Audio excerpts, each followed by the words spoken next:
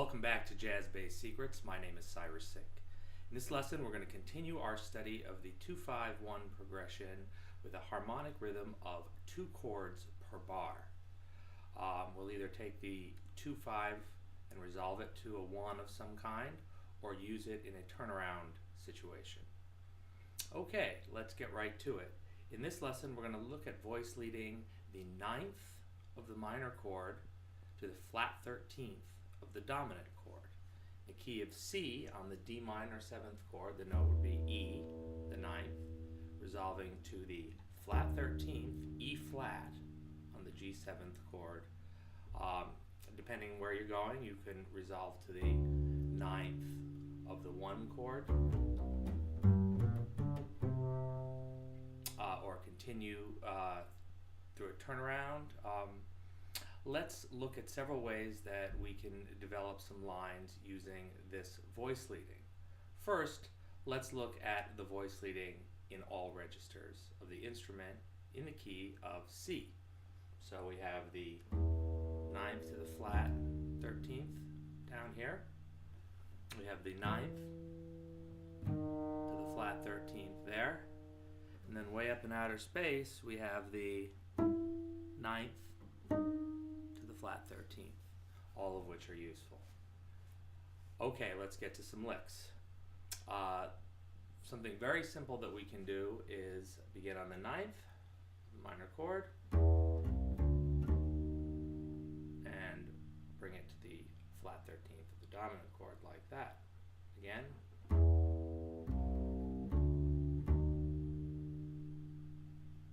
Let's look at that up an octave.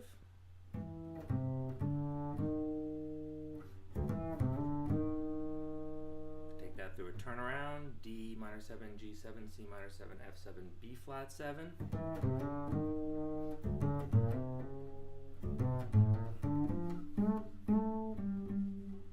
Okay. Again, everything in 12 keys and using the various transposition patterns that I've already given you. Okay, that's a simple idea. Let's look at how we might embellish the 5 chord on that idea. So again, we're starting on the 9th, resolving to the flat 13th. In this example, I'm going to descend on a G augmented chord, and then I'm going to chromatically enclose the 5th of the chord of resolution, which is C. As in this example, first very slow.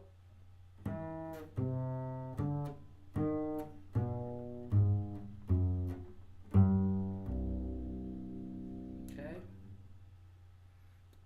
So again.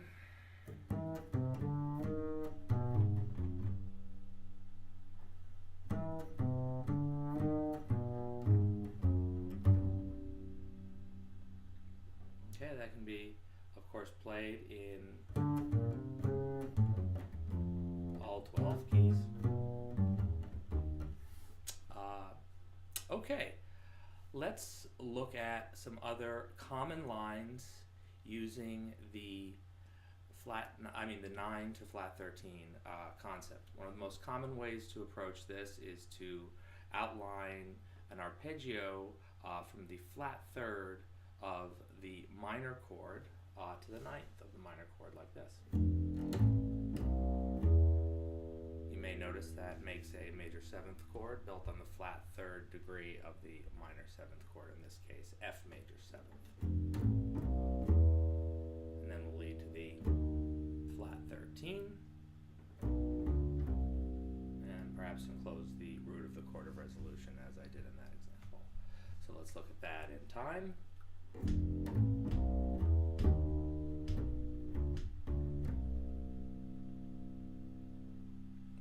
Let's look at it in a different octave and perhaps a couple of fingerings.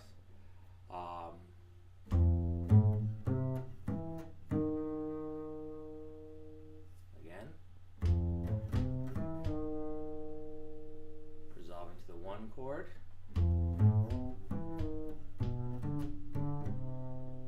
Notice I use a little syncopation there. This could also be played up in the thumb position.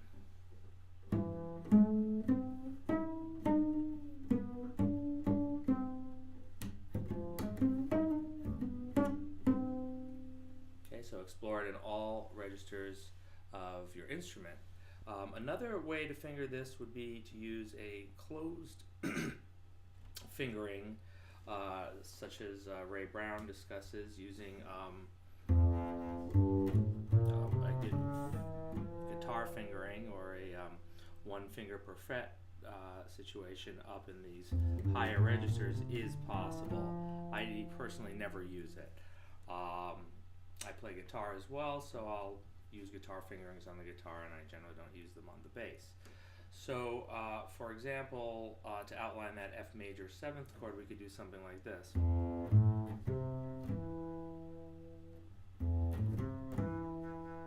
And that leads conveniently to our flat 13. So one way to finger, that's another way to finger that lick that might be more comfortable.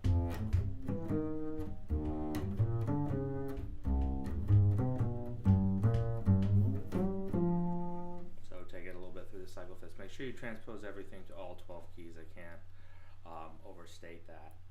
Okay, continuing on, the obvious things to do would be to reverse the direction of the arpeggio, the major 7th arpeggio from the flat 3 of the minor chord, like this. That leads to our flat 13, sort of a delayed resolution.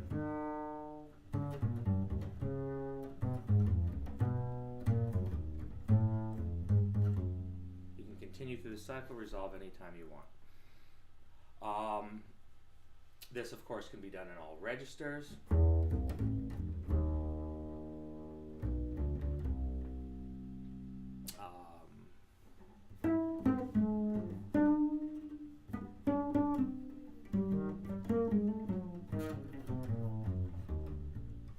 Excuse the noodling. Okay, so ascend the arpeggio, descend the arpeggio. You can vary the rhythm.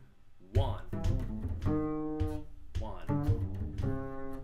Throw in a triplet, start on the end of 1 in that example. To vary the rhythm, we'll discuss variation techniques in a separate lesson. Let's look at a few more things that we can do when we arrive at the flat 13th of the dominant chord.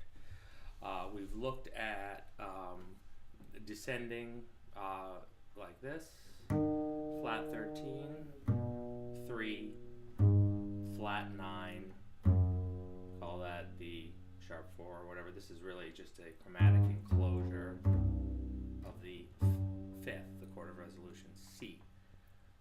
So that example, again, from the flat 13th in the key of C. This works down an octave as well.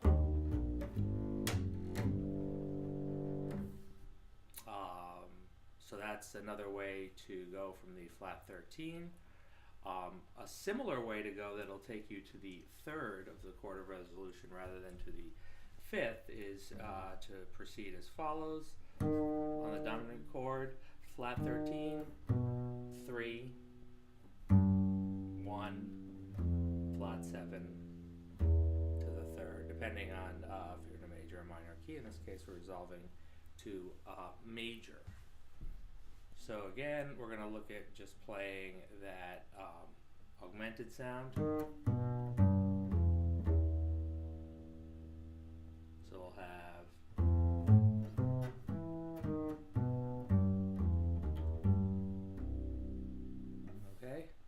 that's using the augmented chord to resolve, augmented 7th really, to resolve to the 3rd of the 1 chord. Other ideas from the flat 13, there are a couple of other cliches that are well known, this being one of them from the flat 13th, giving you an altered sound, flat 13, flat 7, sharp 9, flat 9 to the 5th of the chord of resolution. Okay, so in context, you could voice lead that as follows.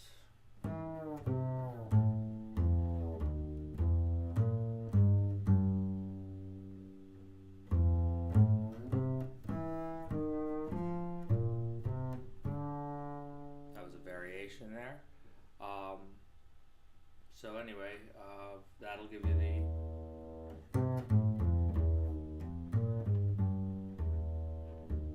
to there. Okay, that's something else to do from the flat 13. You could play that as triplets to vary it, giving you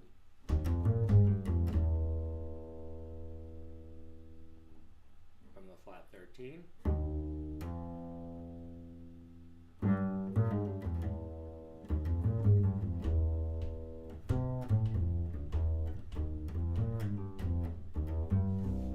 Anyway, mess around with those ideas. Make sure to take it through all keys, and apply it to progressions in standard tunes, which we will be looking at applying these ideas to some common progressions in the upcoming lesson. So we'll continue our study. Stay tuned for more jazz-based secrets. Thank you.